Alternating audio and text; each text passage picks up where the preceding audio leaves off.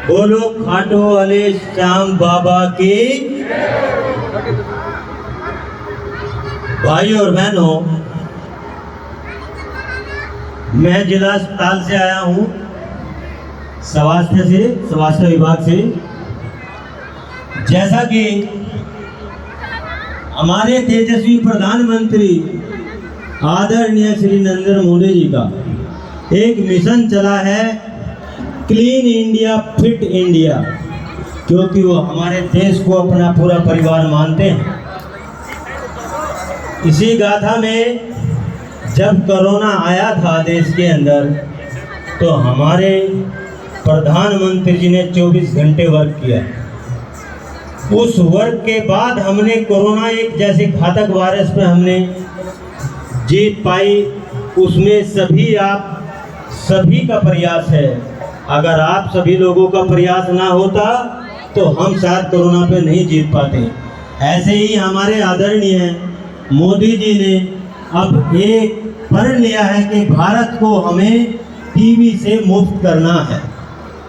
हमारे प्रधानमंत्री जी ने प्रण लिया है, लेकिन प्रयास हम सबको करना है। कोई भी बीमारी, क्योंकि ये कलयुग है, त्रेता युग द्वापर युग में तो दैत्य आते थे, लेकिन कलयुग में यही दैत्य हैं। कोरोना हुआ, फिर पोलियो का वायरस हुआ, टीबी का वायरस हुआ, क्योंकि पोलियो पे तो हमारे भारत ने विजय पा ली है। आसपास में ऐसा कोई देश नहीं है, केवल सिंगल हमारा भारत देश है जिसने पोलियो पे पाई है। ऐसे ही हमारे आदरणीय प्रधानमंत्री मोदी जी के थक प्रयासों के द्वारा हमने सबसे पहला विश्व में सबसे भारत देश बना है जिसने कोरोना पे विजय पाई है। और सबसे ज़्यादा वैक्सीन जो कोरोना से वैक्सीन जो लगा है वो भारत में लगा है। ऐसे ही उन्होंने एक अलग जगह ही है, टीबी से भगाना है, टीबी को भारत से मुक्त करना है।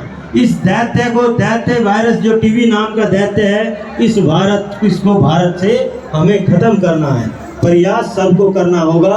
अभी हमने कल सभी धर्म गुरुओं की बैठक बुलाई थी। हमारे डीएम साहब, सीएमओ साहब, हमारे डीटीओ साहब आदरणीय लोकेश चंद्र गुप्ता जी के आनंद में अभी हमने कल एक सभी धर्म गुरुओं की बैठक बुलाई थी। हमारे मनीष भाई साहब उसमें पहुंचे थे और मैं इनका बहुत तहे दिल से धन्यवाद करूंगा कि ये सब बाबा जी का आशीर्वाद है। इन्होंने हमें कल कहा, आइए अब सब लोग, कल हमारे जो है श्याम बाबा जी का यहाँ पे जागरण हो रहा है, आप थोड़ा सा ज्ञान देंगे, थोड़ा सा बताएंगे, तो निश्चित तौर से जो हमारे आदरणीय प्रधानमंत्री जी का अब ये भारत को, अपने परिवार को एक फिट इंडिया रखना है, फिट अपना परिवार रखना है, कहीं ना कहीं उसमें हम सभी का प्रयास होगा।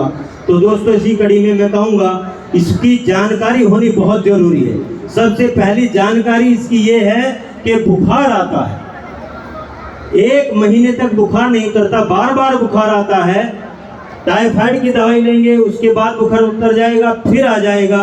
अगर किसी को बार बार बुखार आता है तो ये पहला लक्षण हमारा टीबी का हो सकता है।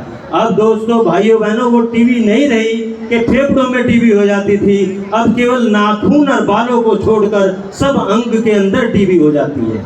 इसीलिए ये ज्ञान ये थोड़ा होना जरूरी है। निश्चित तौर से मैं आज कहूँगा कि ये बाबा जी का आशीर्वाद है। आज थोड़ी सी नॉलेज, थोड़े से टिप्स हैं, अगर आप इनको याद रखोगे और किसी को आस पड़ोस में आप बताओगे तो हो सकता है कोई इस बीमारी से बच जाए। और निश्चित तौर से उसका जो है, कहते हैं दुनिया में 3 तरह के कर्म होते हैं। एक कर्म तो वो होते हैं जो हम अपने परिवार के लिए करते हैं, एक कर्म वो होता है जिसको हम सोचते रहते हैं, उस पर जंग लग जाता है, एक कर्म वो होता है जिसको हम दूसरे के लिए करते हैं, गरीबों के लिए सहायता करते हैं। यही कर्म हमारे साथ जाता है दोस्तों, भाइयों बहनों। दूसरा इसी उसमें है खांसी का आना। अगर 15-20 दिन तक खांसी नहीं जाती तो ये इसका वायरस का जो ये दूसरा ये हमारा ये वायरस है, दैत्य रूप वायरस जो है टीबी का, इसकी दूसरी पहचान है खांसी का आना। खांसी की कैसी भी दवाई लेंगे लेकिन बार बार वो खांसी आएगी। तीसरा है बड़ी तेजी से वजन कम होना। बड़ी तेजी से वजन कम होना।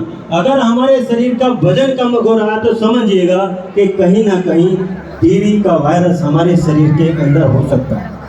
चौथा है रात को नींद कम आना, नींद नहीं आती, ये भी इसका एक पहचान है। और एक बच्चों के अंदर सिम्टम्स हैं, गले में छोटी छोटी गांठें हो जाना या बाहों के नीचे छोटी छोटी गांठें हो जाना। दोस्तों, भाई और बहनों, ये 5 सिम्टम्स हैं। मैं निश्चित तौर से कहूँगा अगर 5 सिम्टम याद कर लिए, आपके पड़ोस में, आपके आसपास अगर किसी